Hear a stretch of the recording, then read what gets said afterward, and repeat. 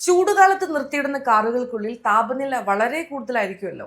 പുറത്ത് സാധാരണ ചൂടുള്ളപ്പോൾ പോലും അടച്ചിട്ട കാറിനുള്ളിലെ താപനില അരമണിക്കൂറിനുള്ളിൽ 85 ഡിഗ്രി വരെ ഉയരാം. അതുകൊണ്ട് നിർത്തിയിടുന്ന വാഹനങ്ങളിൽ പെർഫ്യൂമുകളും ഡിയോഡറന്റുകളും വെക്കുന്നത് വൻ തീപിടുത്തത്തിന് കാരണമാകുമെന്ന് ബഹ്റൈൻ പോലീസ് മുന്നറിയിപ്പ് നൽകിയിരിക്കുകയാണ്. ഇത്തരം കടുത്ത ചൂടിൽ പെർഫ്യൂമുകളിൽ ആൽക്കഹോളും സ്പ്രേ ക്യാനുകളിലെ ഗ്യാസും പൊട്ടിത്തെറിക്കാൻ സാധ്യതയേറെയാണ്.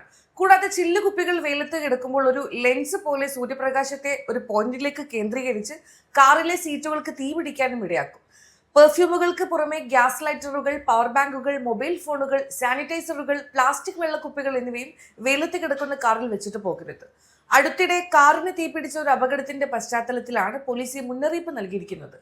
ഒരു വേള യാത്രയ്ക്കിടെ കാറിന് തീ പിടിച്ചാൽ പരിഭ്രാന്തരാകാതെ വാഹനം ഉടൻ തന്നെ റോഡിന്റെ വശത്തേക്ക് ഒതുക്കി നിർത്തി എഞ്ചിൻ ഓഫ് ചെയ്യണം. തുടർന്ന് കാറിലുള്ളവർ വേഗത്തിൽ പുറത്തിറങ്ങി സുരക്ഷിതമായ അകലത്തിലേക്ക് മാറിയ ശേഷം അടിയന്തര നമ്പറിൽ 999 എന്ന നമ്പറിൽ വിളിച്ച് സഹായം തേടണം.